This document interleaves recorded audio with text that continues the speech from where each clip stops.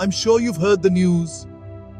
हमारा ग्रह पृथ्वी अंतरिक्ष में तैरता हुआ एक छोटा सा नीला गोला। यह अरबों जीवन, अनगिनत इकोसिस्टम्स और अरबों वर्षों के अकल्पनीय इतिहास का घर है। लेकिन क्या आपने कभी सोचा है कि यह अविश्वसनीय ग्रह कैसे बना?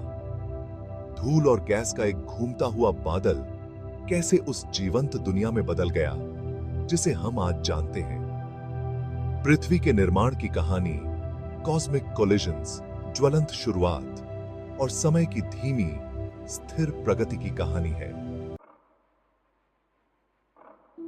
इस नेबुला की कल्पना करो। हाइड्रोजन, हीलियम और लॉन्ग डेड स्टार्स के दिलों में जाली भारी तत्वों का एक अराजक मिश्रण। ये कण, कॉस्मिक एक्सप्लोजन्स और तारकीय भट्टियों के अवशेष नेबुला की चपेट में घूमते और टकराते थे। गुरुत्वाकर्षण ब्रह्मांड का शिल्पकार अपना खिंचाव डालने लगा। जैसे जैसे नेबुला सिकुड़ता गया, यह तेजी से और तेजी से घूमने लगा, जैसे कोई फिगर स्केटर अपनी बाहों को अंदर खींच रहा हो। इस घूमते हुए भंवर का केंद्र सघन और गर्म होता गया। तापमान लाखों डिग्री तक बढ़ गया। यही हमारे सूर्य का जन्म था। अत्यधिक दबाव और गर्मी के तहत हाइड्रोजन परमाणुओं का फ्यूजन शुरू हो गया, जिससे अकल्पनीय मात्रा में ऊर्जा निकली।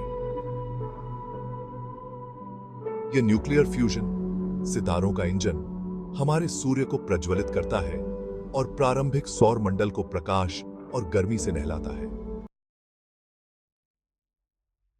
जबकि सूर्य केंद्र में प्रज्वलित था, शेष धूल और गैस उसके चारों ओर घूमते रहे। यह घूमता हुआ चाप, जिसे प्रोटोप्लैनेटरी डिस्क के रूप में जाना जाता है, वह जगह है जहां पृथ्वी और अन्य ग्रहों का जन्म हुआ था। इस चक्र के भीतर धूल के छोटे छोटे कण इलेक्ट्रोस्टैटिक फोर्सेस द्वारा एक साथ खींचे गए, एक साथ चिपकना शुरू कर दिया। ये क्लम्प्स, जिन्हें प्लैनेटेसिमल्स कहा जाता है, ग्रहों के निर्माण खंड थे। जैसे ही उन्होंने युवा सूर्य की परिक्रमा की, ये प्लैनेटेसिमल्स आपस में टकराते और चिपकते गए, लाखों वर्षों में बड़े और बड़े होते गए। कॉस्मिक बिलियर्ड्स के खेल की कल्पना करो, जिसमें प्लैनेटेसिमल्स टकरा रहे हैं, विलय कर रहे हैं और बिखर रहे हैं। समय के साथ अराजकता से कुछ बड़े पिंड उभरे, जो अपने रास्ते में आने वाले मलबे को साफ करते गए। ये प्रोटोप्लैनेट्स थे, जो हमारे सौर मंडल के परिचित ग्रहों के पूर्ववर्ती थे। इनमें से एक प्रोटोप्लैनेट, जो हमारी पृथ्वी बनने के लिए नियत था, का विकास जारी रहा। अपने लगातार बढ़ते गुरुत्वाकर्षण के साथ अधिक से अधिक प्लैनेटेसिमल्स को आकर्षित करता रहा। जैसे जैसे पृथ्वी बढ़ती गई, रेडियो एक्टिव डिके से निकलने वाली ऊर्जा और प्लैनेटेसिमल्स की लगातार बमबारी के कारण इसका आंतरिक भाग गर्म होता गया। इस गर्मी ने अंततः ग्रह के कोर को पिघला दिया, जो ज्यादातर लोहे और निकल से बना था।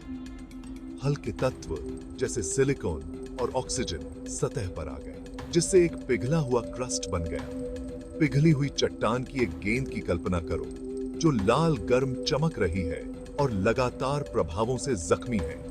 नवजात वातावरण में ज्वालामुखी फट पड़े, जिससे लावा और गैसें निकली। यह अपनी प्रारंभिक अवस्था में पृथ्वी थी, एक शत्रुतापूर्ण और अजीब दुनिया। भाग 5, एक शत्रुतापूर्ण युवावस्था। प्रारंभिक पृथ्वी एक नारकीय जगह थी। इसकी सतह मेग्मा का एक पिघला हुआ समुद्र थी, जिस पर सौर मंडल के निर्माण से बचे हुए एस्टेरॉइड्स और कॉमेट्स की लगातार बमबारी होती रहती थी। वातावरण ज्वालामुखी गैसों से भरा हुआ था, जिसमें कार्बन डाइऑक्साइड, नाइट्रोजन और जल वाष्प शामिल थे। सतह पर कोई तरल पानी नहीं था, केवल अत्यधिक गर्म भाप थी। अंतरिक्ष से लगातार हो रही बमबारी, तीव्र ज्वालामुखी गतिविधि के साथ मिलकर प्रारंभिक पृथ्वी को वास्तव में एक दुर्गम जगह बना दिया। फिर भी इस अराजकता के भीतर जीवन के बीज बोए जा रहे थे। जैसे ही पृथ्वी ठंडी हुई, वातावरण में जल वाष्प संघनित हो गया, जिससे बादल बने और अंततः झुलसी हुई सतह पर बारिश हुई। लाखों वर्षों में इन बारिशों ने पहले महासागरों को भर दिया जो जीवन के पालने थे। भाग 6 उत्पत्ति, जीवन की चिंगारी।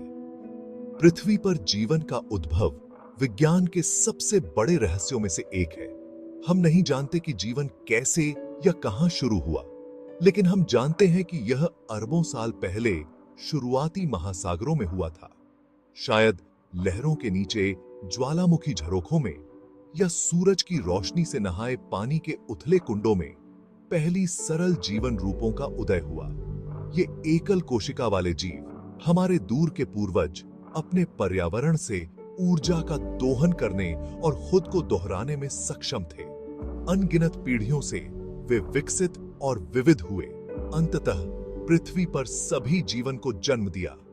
जीवन की इन पहली झिलमिलाहट की कल्पना करो, छोटी और नाजुक, फिर भी ग्रह को विकसित करने और बदलने की अविश्वसनीय क्षमता रखती है।